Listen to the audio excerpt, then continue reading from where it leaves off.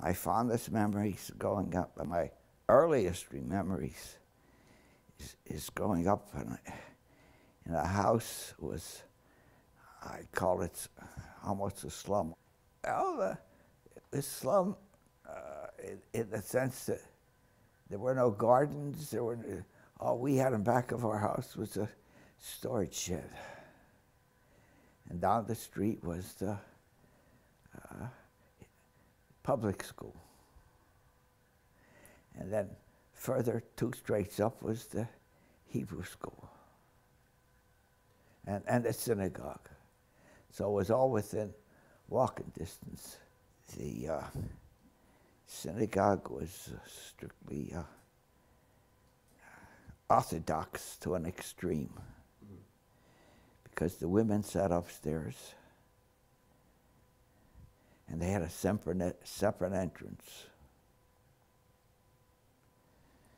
which is today it's horrendous because we have women rabbis where I am here, and we were very, very observant as to what we ate and when we ate it and the holidays, because all of us were bar mitzvah.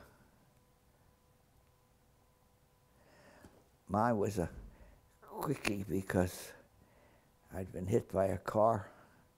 So, really? Yeah.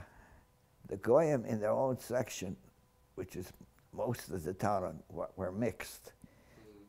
And the Jews were scattered all over the place, except they had their own synagogue. And somewhere I have a photograph at the front of it. It has 5 doors in front, or 4 doors, 5 doors. The 2 center doors were for the men. The left door was for the women to go up to the fourth. The right door were for the shamans who lived at the bottom of the synagogue. When I first brought Lillian to Shenandoah, sitting with my father, and we hear this noise from where the women's section, 2 floors up. And I figured it out. I said, Pop, I said, the noise will die down as soon as they figure out who Lillian is, because she was the stranger in town. I said, thank goodness she's Jewish. No, that's why when I brought her in, she was a stranger, because I was staying with a couple named Dobrin, and they knew of a bunch of Jewish girls, so I started taking out some of them, and then was with Lillian. I do remember one guy married a girl who wasn't Jewish. Oh, that was terrible. Really? Oh, God. Well, what happened? I see. I forget, but I do remember. Yeah, he owned the ice cream parlor, yeah. During the week, he was a junk collector. And at those days, they would go around ringing a bell to ask people if they had it, and that he would buy it. And he would deliver it back to his brother's business. They were the wholesaler who gathered up like the clothes and made bales out of it. What he did on Fridays, mainly, and I have a vivid memory of that,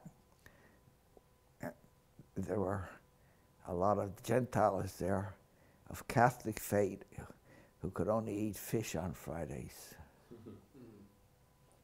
You familiar? Right. And so she would pickle herring. Then he would go door to door selling the pickled herring. And they only had that in the wintertime because the basement was cold enough to keep the herring in the barrel. In the summertime it was too hot, so they didn't do that. I would say at least 2/3 to 3/4 of the business on Main Street were Jewish. So much so that I think they were closed on Saturdays. When the miners would come, go to work or come from work, they would shop like for cigarettes and so forth. So my mother would get up like 3 or 4 o'clock in the morning. She would get up that early to give them tobacco and cigarettes, and it was pretty good. Remember, as a kid, I had no senses of what should be.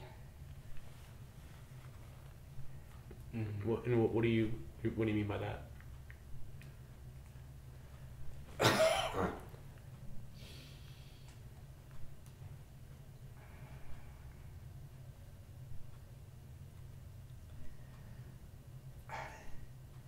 I knew I wanted to expand, that there should be expansion, and there was no expansion, and the frustration.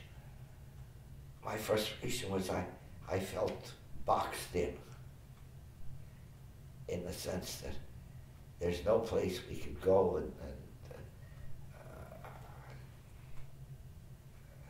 have, anything that, any sort of big building,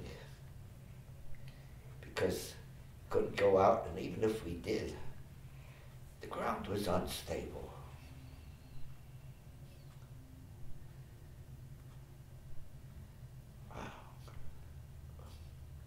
There would be people living in the basement, the first floor, and the second floor. Why do you think it didn't expand at all? Just they couldn't, because the coal region was there. In other words, the town was completely surrounded by coal. Yeah, but to other towns, because I used to go with my father collecting junk, but they were in the same miserable situation as Shenandoah was, except that we got out toward the farms.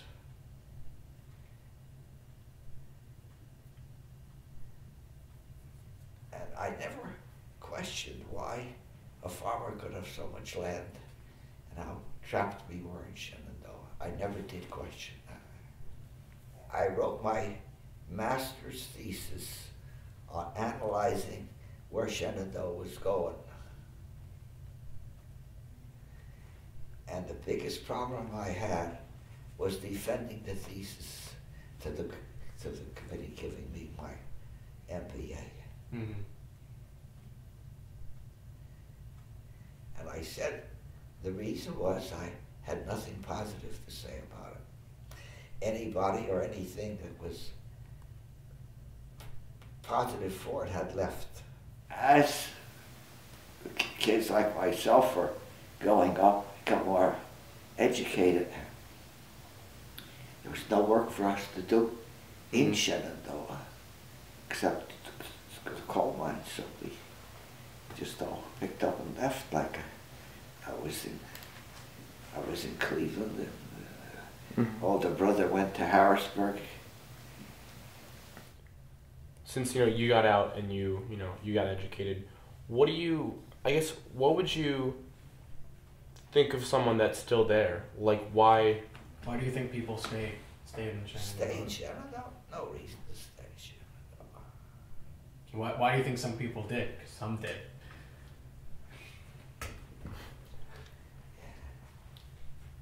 I guess there are even some Jews left in there.